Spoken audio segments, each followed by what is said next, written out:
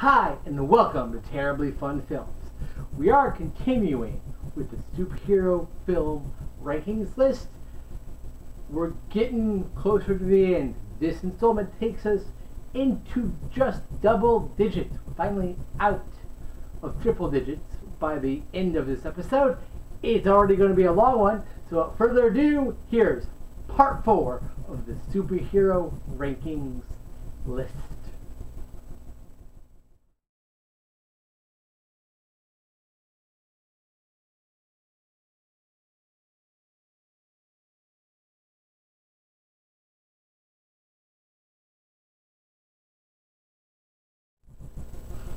I don't know if anybody else remembers entry number 127, but I grew up watching this movie.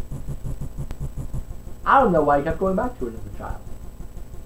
Disney released a film called The Condor Man, which really wants to be a sort of spoof of superhero tropes. I believe from the 70s, might have been early 80s. That simply doesn't work. It's not funny enough to really work in a spoof way. It's not smart enough to really be an engaging action superhero thriller on its own, and the special effects and the costumes aren't cool enough to have spun off into its own franchise. With all that being said, everything's totally adequate. Acting? Alright. Directing? Alright. Pacing? Alright. The dramatics of the story? Alright. The more comedic parts of the story? Alright. It just never is quite as funny as it thinks it is. Does that make sense? This is a film that needs a remake. You need somebody like Robert Rodriguez, I'd say, could really do an interesting take on this. He can handle comedy and action very well, so I think that would be cool.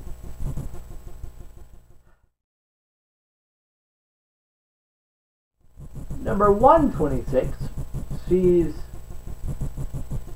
the first of 3 feature-length live-action Punisher films. This one's from 1989, starring Dolph Lundgren. And if you didn't know any better, you would probably not think it's a Punisher film, given that there's no iconic t-shirt or anything like that. It's a totally average, forgettable 1980s action film. Dolph Lundgren hadn't yet learned how to really act. That would come later. So it's not that he's bad in the role, it's that he's Dolph Lundgren, very Dolph Lundgren-esque in the role, if that makes sense. He's just there to be big, intimidating, and spread out a few one-liners in a heavy accent. His relationship with the cops could be interesting if they developed it in a way that worked. But as such, it is a movie that is every 1980s action film about a dude taking down street thugs you've ever seen. Everything's very functionary and okay. Nothing about the film is bad, but nothing about the movie set it apart from anything else at the same time, the same general idea going into it. So there's nothing memorable about the movie either.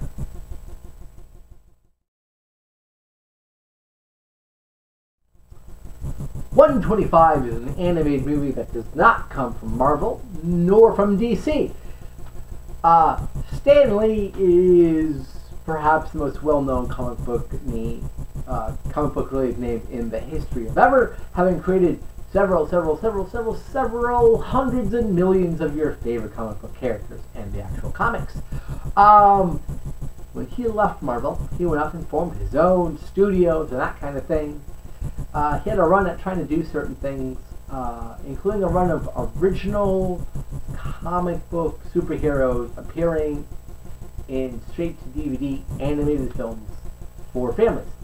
The first one of these was called The Condor, and he's a Latin American skateboarding teen whose legs are broken somehow. He then gets a special suit that makes his legs work, and the suit has other things, so he can like fly and that kind of thing now. And he uncovers the plot of something or another to do with something or another that's something or another. I don't know. In theory, I should like this film, but it does not work as intended. The voice acting was very enthusiastic and a lot of fun. The animation is very terrible, though. Very stiff. Very meh character designs. Very obviously cheap. And it's more goofy than anything. So when the action scenes happen, it feels totally at odds with itself. However, if you really do want to see all superhero things, or anything Stanley has created, or if you are in fact Latin American looking for representation, you can do way worse than this movie. In terms of you being a Latin American looking for representation in the superhero genre in film, this might be your only choice. And that kind of sucks, because it's not great, really, and it could have been. But yeah, it exists, so let's move on.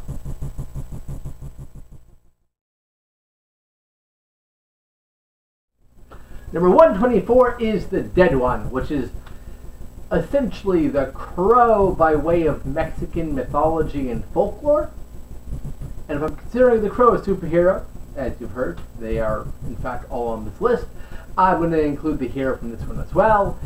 She's a person be killed under difficult, extreme, and harsh situations, who is brought back to life to avenge such things, the Crow. And it's a perfectly serviceable B movie. I do still own it. I might review it one day, do a full proper review. There's nothing necessarily wrong with the film. There are some weird flashes of imagery that don't make a lot of sense, but there are also moments that are kind of fun, the action's kind of okay, and the story is not that bad. So it's neither terrible, neither great, it just kind of is.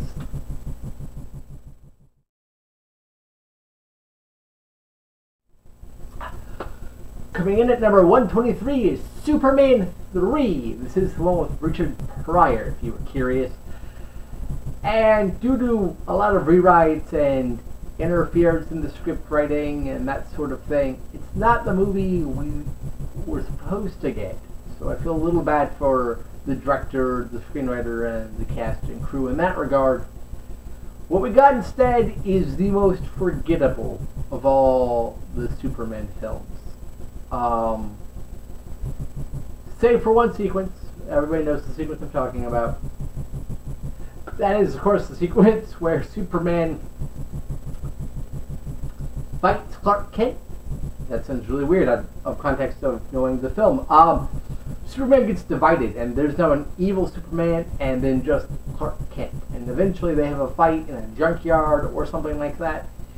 And it's actually really cool. If this were to happen in a better movie, it would be a great culmination of the story of alienation and trying to fit in with the humanity that the first two movies and then this one would have been telling and continuing. As such, it's a really solid thing in an otherwise weird watch of a film.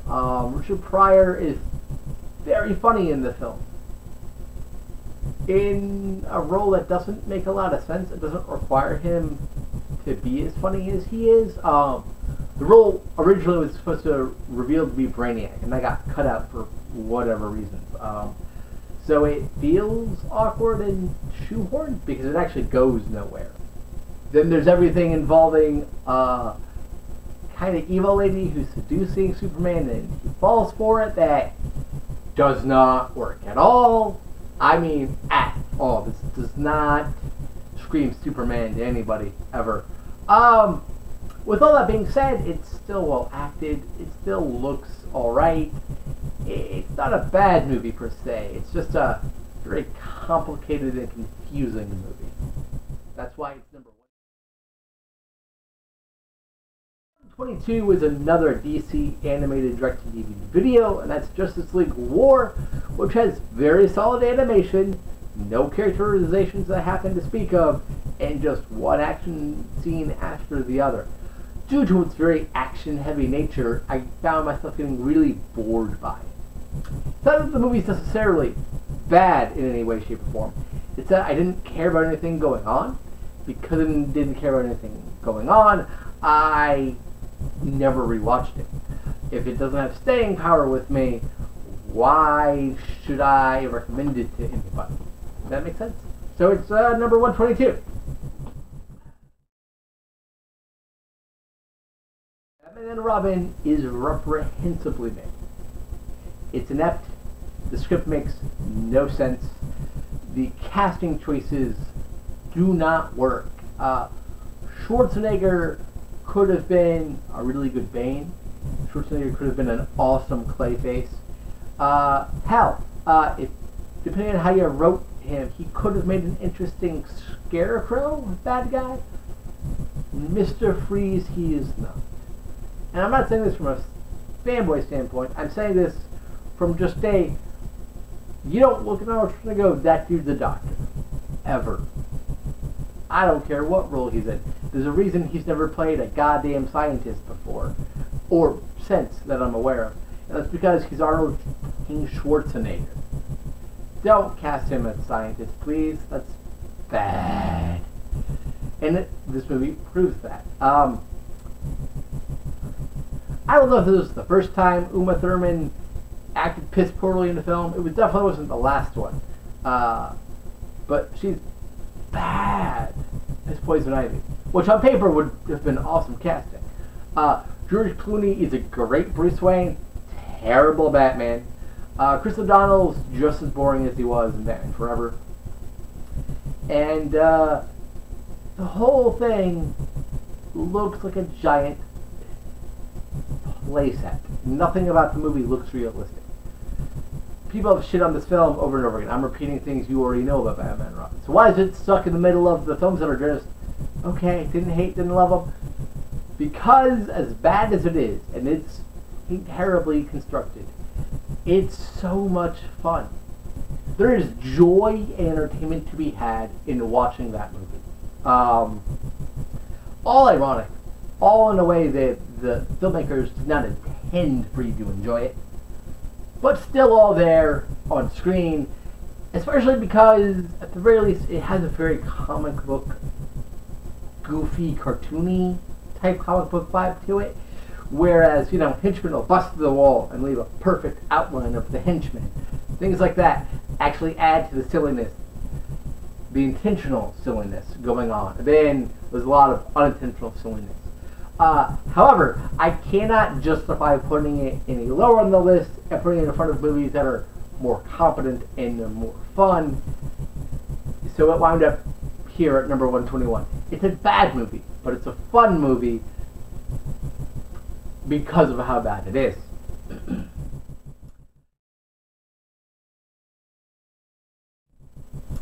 Number 120 is another direct-to-DVD Stan Lee animated film. I just discussed The Condor a few entries back.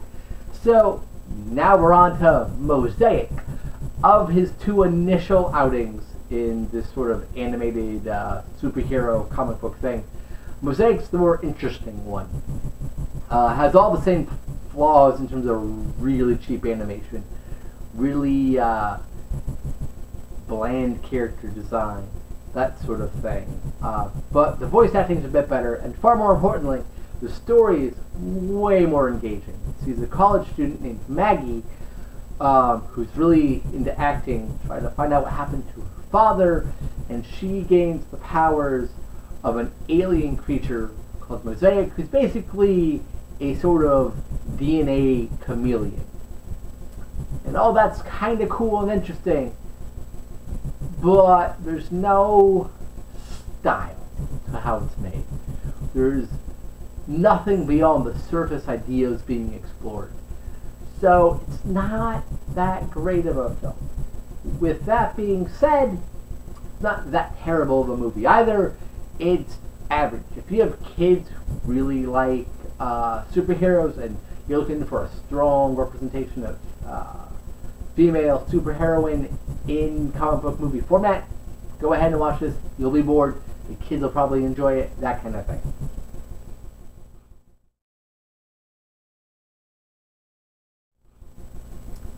Number 119 is a James Gunn written film called The Specials that I really want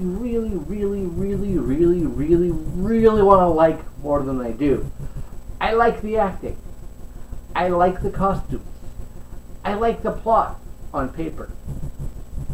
I like moments in the film. There are certain lines or sequences that are genuinely very funny.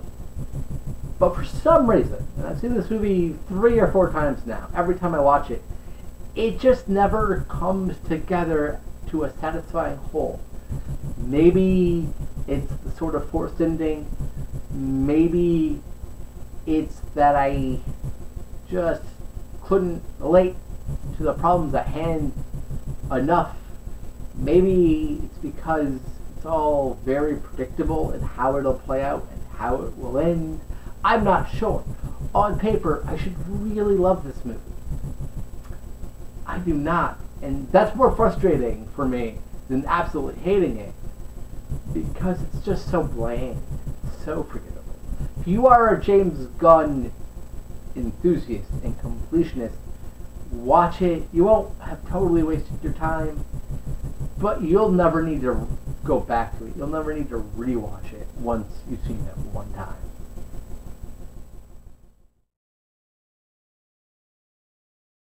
Number 118 is Superman vs. the Elite, which has a really great first 2/3.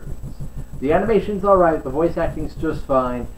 Story-wise, it's really engaging for 2/3, and I think the last act falls apart completely. The resolution to how the elites are taken care of and taken out is really not condescending. I feel that's too insulting to what happens. But it kind of like they had no faith in the audience, so they went with the easiest, dumbest way to deal with that, as opposed to something challenging. And that really frustrates me. If you stop this movie about an hour or so into it, you'll have yourself a really cool, interesting, weird team-up movie without an ending. If you watch the ending, you'll be like, what was the point of telling this story in this manner? Because I can't answer that question for you, because I don't know.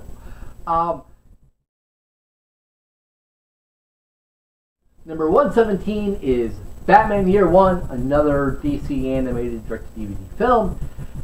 And it's a bit boring. It's got really good animation. This is one of the better animated of the DC direct-to-DVD stuff. Really stellar in that regard.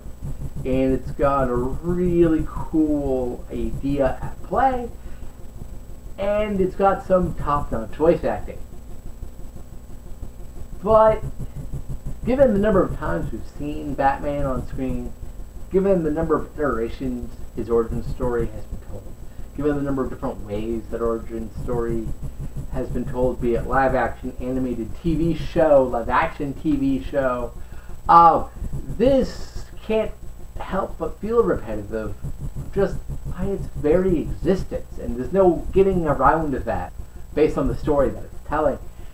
Just like with every other superhero or superhero group or anything like that that exists, some Batman stories are phenomenal and awesome, and there's a reason that they hold a special place, and some are really boring or stupid or nonsensical or idiotic or whatever else. That holds true of Iron Man, that holds true of Superman, that holds true of the Avengers, that holds true of the Justice League, that holds true of any superhero ever. Some of the stories are good, some are not. So maybe it's because I think Batman being elevated to greatest superhero ever status by the internet Disneyans. It's just maybe not think that, because I never did. Maybe that's why I'm being a bit harsher on this movie than I would be otherwise. I don't know. It's not bad. It just kind of exists.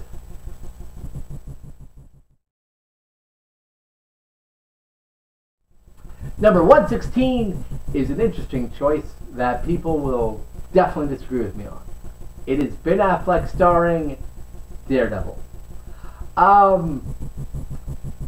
There is a director's cut of Daredevil that is a superior version of the movie. It has about 30 minutes of plot, making it almost 2 hours, or slightly over. I'm not here to discuss that, though. The version that was put into theaters, that was deemed by the studio good enough to be consumed by a mass audience, for people to review, yada yada, is simply not very entertaining. It has good moments. The soundtrack kicks utter ass. I love Colin Farrell as Bullseye. He's this manic, crazed ball of energy in a very somber, serious movie. That whenever he's on screen, the movie gets dangerously close to actually working. Ben Affleck's really kind of dull as Daredevil. He's an okay Matt Murdock. Charming. You can understand why he represents the clients that he does, you know, that sort of thing. But yeah, it just... The theatrical version is a series of action scenes with very little plot stringing them together. And as such, you don't really care. Because you don't care, you aren't concerned if Matt Murdock will live or not. You aren't invested in what will happen in the sequel that never materialized.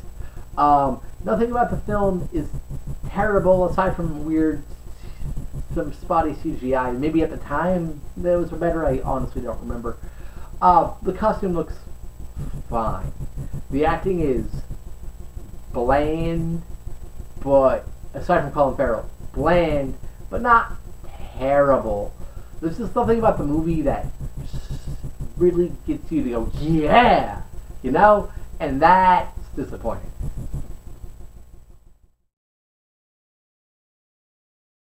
Number 115 is, I think, the lowest ranked Marvel Studios MCU film, and that's The Incredible Hulk. This stars Edward Norton, Liv Tyler, William Hurt, Tim Roth, and other people that I'm sadly not remembering off the top of my head. It was directed by Louis Leterrier, who can be an okay director. He did Unleashed with Jet Li, and that's the best Jet Li movie ever made. That's one of the greatest action films ever. That film's amazing. Here, though, it feels like a generic Hulk film. For all the shit the Ang Lee version of the Hulk got, which will be making an appearance higher on this list, it's very comic book. It's very crazy. It's very stylized. This film is a generic action film where if you filtered out the fact that there are two monsters fighting at the end, being Abomination and the Hulk, and you replaced them with, I don't know, Jason Bourne and whoever the fuck he's currently fighting, or James Bond and a member of Spectre or anything like that, you wouldn't be able to tell the difference. It's such a generically made action film with really good special effects. And if that's all it were, this movie would probably be higher on the list. But it has one utterly fatal sin beyond being kind of generic, outside of maybe one or two sequences. And that is that Edward Norton, who's perfectly fine in the role, if this is like a lesser Edward Norton performance, if that makes sense. He's not bad, it's just, you expect better from somebody like Edward Norton, basically. It's that he and his female co-star, the love of his life, Betty Ross, played by Liv Tyler, have no chemistry. None. Focusing so much on their rekindled relationship and having her help him throughout the majority of the middle of the film fails this movie so much because you don't buy that relationship whatsoever. They are miserable together. It kind of feels like they were forced together at gunpoint and are just reciting lines to get it over with so they can move on with their lives. I don't know what the issue is. I don't know if they read it better, like at a table, and it just didn't work on screen to a generic script, or bad directing, or what. But them together, and that's at least half the film, literally makes this movie not worth your time or your investment, despite having decent action scenes and awesome special effects. This one live-action MCU film I've only seen 2 or 3 times. Everything else, including Thor: Dark World, I've watched more times than that. Including Iron Man 2, which I think gets a bad rap.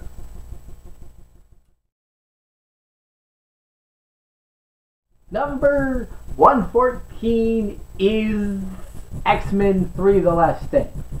Kind of like where we are with Batman and Robin, this movie I couldn't put any higher on the list because it would be in front of things that just are objectionably better. But it is really bad, and it is really fun. And at least it's the one film to get the sense of adventure of the X-Men right. It's the one film where they aren't just focusing on Logan, so it does feel like an ensemble, so it feels like everybody has a reason to be there. And for all the political talk, something's actually being done in this movie about that. Sadly, it's really poorly directed. It's really poorly edited, and it feels very, very rushed. Things happen very quickly in the movie. It makes things kind of confusing overall. Look, I get Brett Ratner was kind of a last-minute choice as director, and he didn't have a lot of time, so it's not totally his fault. This movie could have been a culmination of something great, just even by just the things that happen in it. It's just presented very lackluster with a few really goofy moments and a few great things about it, like Kelsey Grammer's Beast. That is perfect casting.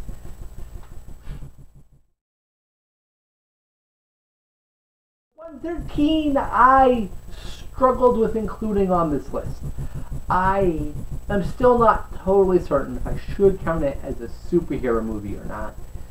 But I have films that have very similar things that are directly based on comics on this list. So I did in fact include it. And that movie is probably something that's been largely forgotten by the vast majority of people. I don't know why I remember it, but that movie is Star Kid, coming from the mid-90s with Joseph something or another, the little boy from Jurassic World, from Jurassic Park, and about an alien suit that crash lands in Earth. A boy enters it, and then he has to fight off an alien invader to save the world. If Iron Man's a superhero and he has a suit, then this kid with his alien suit can be a superhero. If the guy wears a superhero and it's an alien suit, this kid can be a superhero. Starcade is not terrible. In fact, the actual suit that he wears is really a cool feat to look at. It's a really interesting thing, especially when we're inside the suit, seeing things as he sees it. It's really cool. The lip syncing of the suit when it talks, not so good though. But the actual design and the way the suit works, very interesting. Everything else about the movie, as generic as it gets. It is a kids superhero fantasy fulfillment movie that your 10-year-old will probably enjoy and then forget they watched a year later type deal. Not bad per se, but you know, whatever.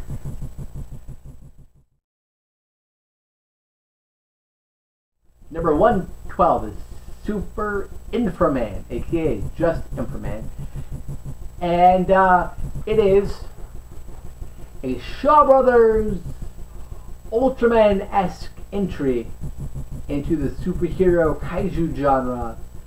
It's really goofy, really silly, really nonsensical, and way too serious for its own good. Do you see the problem here? It's not that it's a bad movie. It's that it's a movie that can't decide on the tone it wants to take. So it goes for everything. Sometimes that approach works. This is not one of those times. So there are things that just kind of randomly happen, and the powers aren't ever explained, and the bad guy's motivation isn't really ever explained, and the action scenes are really silly and cheesy, even by standards of the day when it was made, even by what we would consider the standards of the man-in-suit rubber type stuff that studios like Toho and all that made so prominently famous in Japan, to the point where that sort of thing is still being done today over there. This movie falls short of all of that. It is worth watching if you're a big fan of that kind of thing. I love Power Rangers, so I really enjoy it. That does not mean it's good, you know?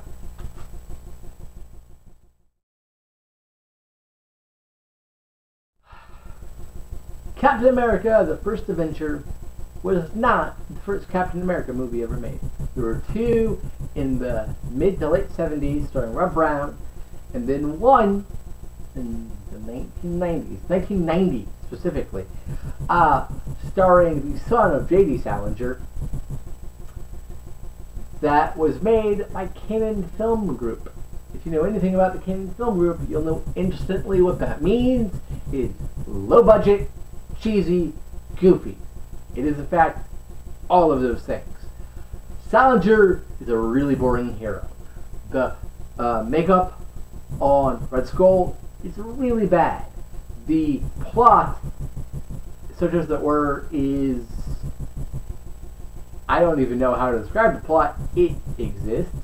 Things happen. People go to different countries because of reasons.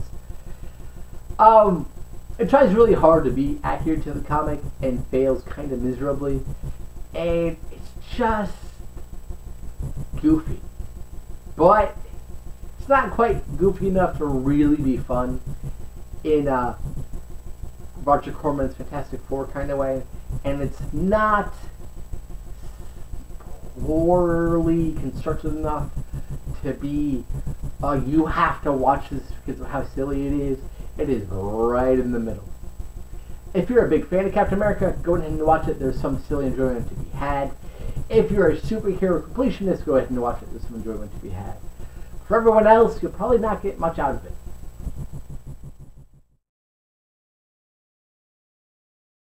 Spider-Man 3, aka Sam Raimi's Fuck You to Avi Arad. As a giant middle finger to Avi Arad, the film is phenomenal. If you read the entire movie as Sam Raimi's Avi Arad, you told me to do this thing with this character because it focus tested well or some shit. So here's me shitting all over that, aka the everything with Venom in that movie. It works really, really well. If you view it as Sam Raimi saying, I don't want to include a love triangle because Mary Jane and Peter Parker work so well together, but fuck you, Avi Arad, here you go. It works really, really well. Please note all the caveats that just happened there, because it does not work well. It does not work entirely well outside of those caveats.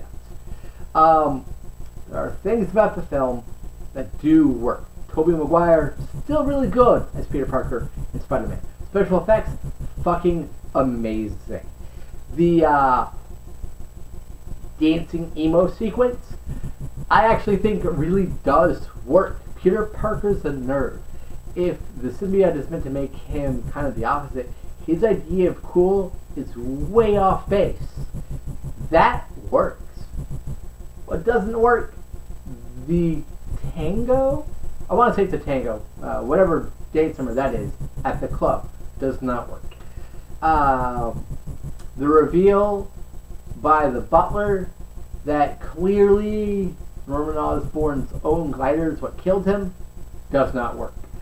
The retconning of what actually happened with Uncle Ben only sort of works, and that's because of everything with Venom. Originally intended to be one of two bad guys, Sandman is beautifully acted by Thomas Hayden Church. They give him a very sweet, engaging backstory that's mostly true to the comics. And then they would have brought in the Hobgoblin, aka Harry Osborn, trying to avenge his father's death as the Green Goblin. And these two things would have worked really well on their own. Sam Raimi was enforced to include Venom. He was enforced to include the symbiote. And the movie takes this wild detour into that stage of things that does not work so well. It's not necessarily bad, because there are things that really do work about it. As silly as it might seem, the ending with him trying to figure out how to rip off the symbiote with the sort of noise and cage thing is shot really, really well. It's a really great sequence. Everything involving Sandman is really great, but none of it is fully formed. They're only ideas and things hinted at, because the movie stops itself to tell a ridiculous story that nobody wanted or was asking to be told, except for one asshole producer who's no longer at Marvel because he's an asshole. So fuck you, Avi Arad. You ruined Spider-Man 3 and you gave us two of the worst Spider-Man movies ever. I hope you die of pure shame upon this realization.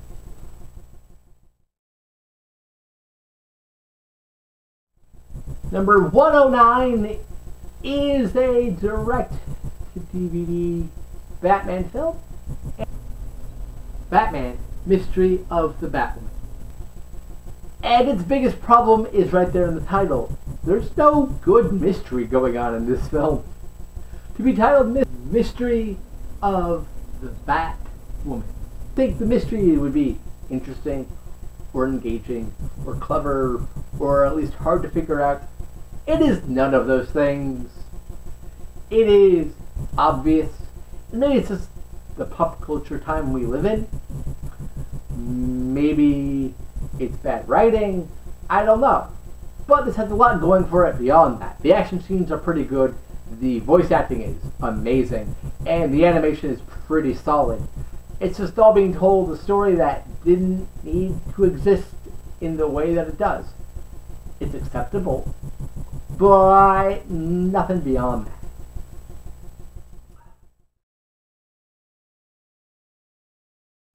Number 108 is Hellboy Sword of Storms.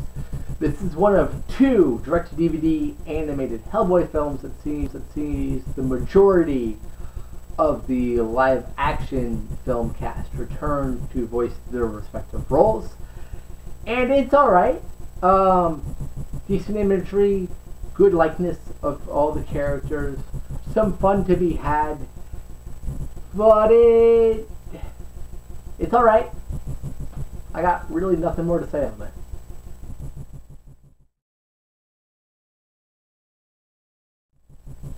Number 107 is Stan Lee's Mighty Seven, The Beginnings, his latest straight-to-DVD animated film that really goofy and cheesy, very much aimed at kids, but it has a wonderfully engaging idea behind it, to where if they do make a sequel, I'd be very curious to see where that went, because this entry wasn't bad. It just wasn't really fantastic, despite obvious evidence that it could have been. It sees some aliens crash land on our planet and try to adapt to our world, and they have powers on this world, that sort of thing. And it's got some enjoyable moments. It's got some okay things. It's got some meh animation. But I like the voice acting. I like all the ideas that play, even if they don't quite go far enough for me, which is why I'm curious about a sequel. That I'm curious enough for that sort of thing does speak well of the movie in and of itself, though.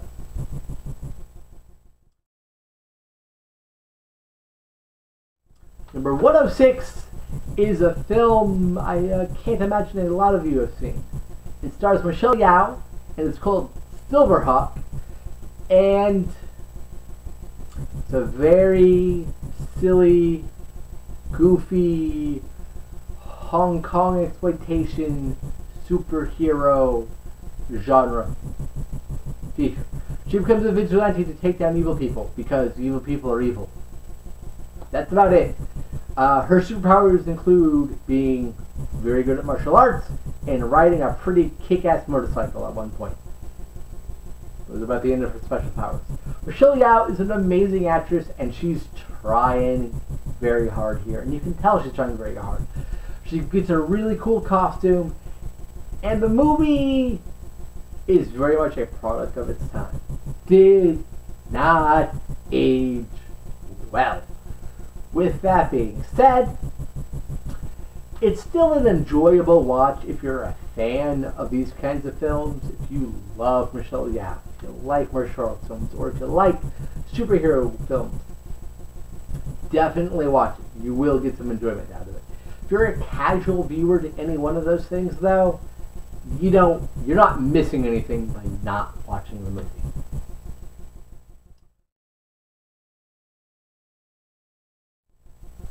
Number 105 is Jonah Hex, which is one of the most complicated movie histories I can recall recently. Originally slated to be R, it was not when it came out. Originally slated to be directed by Neville Demon Taylor, and all this, it got butchered by the studio. It got very much interfered with. The resulting product is a film that just moves from one thing to the other with no explanation about anything going on. That still has some really cool things about it. Jonah Hex returns a character to the dead and interrogates him in a really fun fashion. And the ending action sequence is totally kick-ass. Josh Brolin is awesome in the film, and he and Megan Fox work very well together. Michael Fassbender has a role as the main henchman to the main bad guy, and he's pretty kick-ass. And I like the set design. I like the costumes. But I could not tell you for the life of me what the hell this film was about. Or why this movie wasn't R. It's clearly wanting to be rated R. You can just watch it and tell when they cut out cuss words or when they cut around the blood. Making a very odd, awkward watch. If you love the Jonah Hex comics, this movie will fulfill a need to a point. But that's not quite good enough, if that makes sense.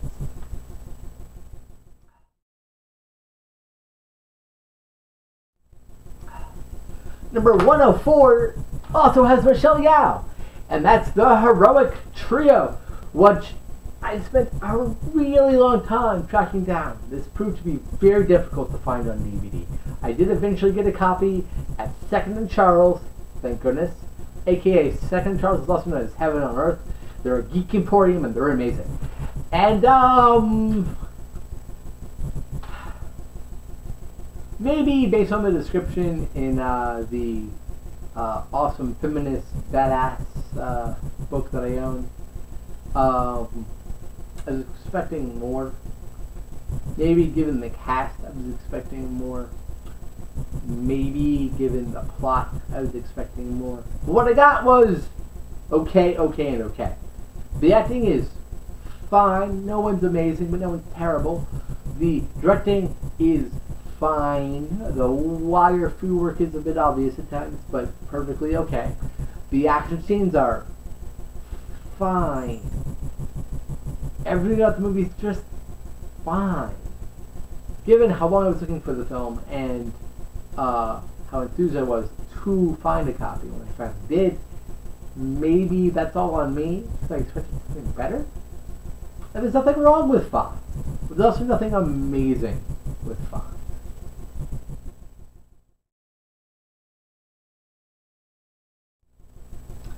Number 103 is Mighty Morphin Power Rangers, the movie. Maybe it's because I love Power Rangers and watch the latest incarnations of that series to this day. It's a ninja steel, as I mentioned in my Turbos review. Maybe it's because there's some fun to be had at seeing this sort of thing on the big screen. Maybe it's because it is really cheesy and goofy and you can laugh at it that way. Or maybe because it's a solid kids film. I don't know. But this movie probably should be lower, but I don't care. It's fun. I have fun watching Mighty Morphin Power Rangers, the movie, even though it has literally nothing to do with the TV show. It's a very standalone thing, kind of, and it's very silly and cheesy, but the action scenes are big and epic, and you can see all that extra money that the TV show doesn't have there on the screen. The costumes look the best they've ever looked. The command center looks gorgeous. The special effects, when it's not CGI, work really well. The Tengu birds look pretty good, but due to a strike happening at the time, the actual plot of the movie got seriously trimmed down from what the initial script was. So nothing about it makes a lot of sense. And that's a big issue.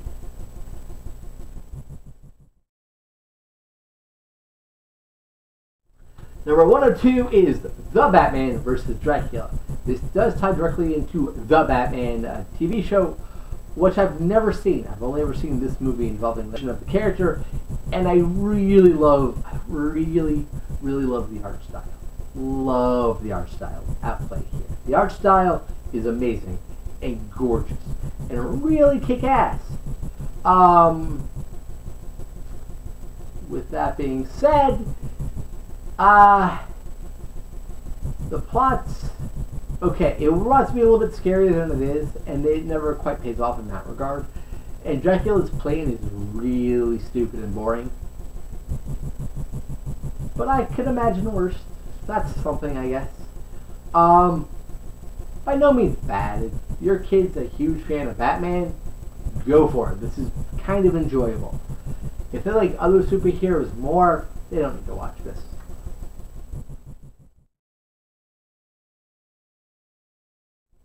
Number 101 is the first live-action Guyver movie starring Mark Hamill. Well, co-starring. He doesn't play the Guyver. Don't let that cover fool you. Mark Hamill's not the Guyver. If you haven't seen it, it's not him. Don't let that cover fool you. This movie has a lot going for it. Amazing practical effects. Kick-ass stunt work. Really weird, interesting plot. Some clever one-liners. And it ruins it all with terrible comedic sidekicks. There are two characters in this film that we just cut to randomly throughout the film. Jimmy Walker, and I don't remember the other one. I'm really sorry. Whoever the other guy is, I don't remember who that is at the moment.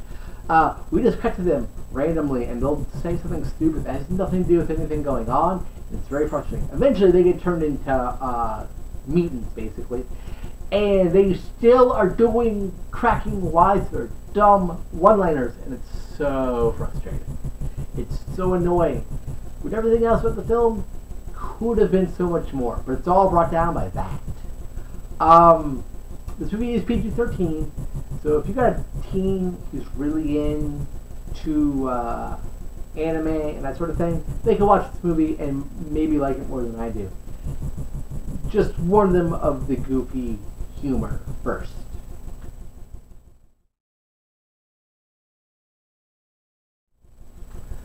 Number 100 is Iron Man, Rise of the Technovore, which is a cel-shaded animated Iron Man film that I think tied into a show going on at the time. I'm not totally sure there. And has an awesome soundtrack. Amazing soundtrack. One kick-ass action scene.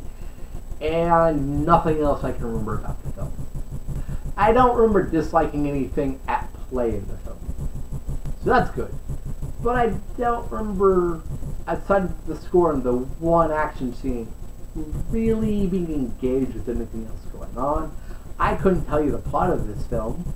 I haven't rewatched it since the first time I viewed it, and that should tell you something.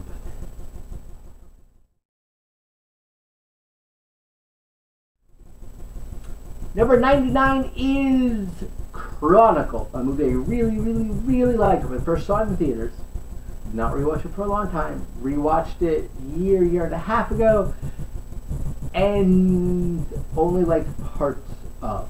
Clearly, this movie not aged well, nor did it necessarily hold up on repeat viewings. The style and the cross-cutting between the different kinds of cameras does not work, and that bothered me the first time I saw it. I was able to overlook it. On a repeat, I cannot justify overlooking that. However, the actors are amazing. They breathe new life into some very cliched characters. And the special effects kick ass. Special effects are really well integrated, are really well done. And the action scenes are engaging as hell. But you have the style issues, and you have the fact that each character is very generic, very stereotypical. And despite the great acting can only do so much to improve upon the way the characters are written. Does that make sense? If you really love this movie, I totally understand why. It just didn't hold up for me, you know?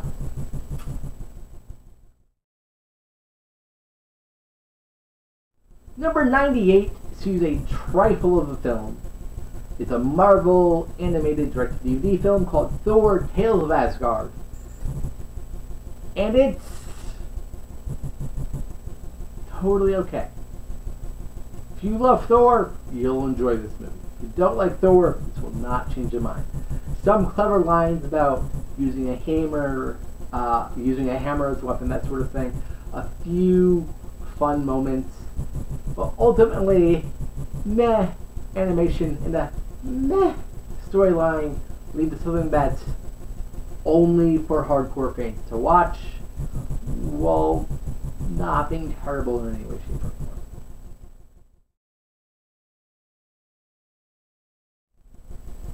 '97 is another direct-to-DVD Marvel animated movie, and that is The Ultimate Avengers, the first one. There are two of them.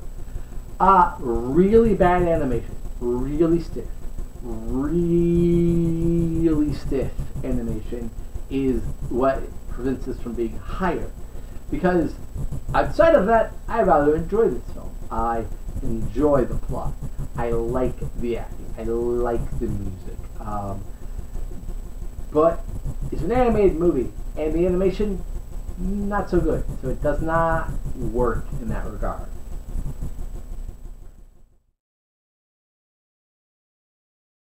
Number 96 is Return of Swamp Thing. The first Swamp Thing movie has some serious flaws, mostly in the costume, but does a lot right. The second Swamp Thing movie, directed by Jim Warnowski, has a much better costume, and then goes for intentional humor. So it's very intentionally cheesy.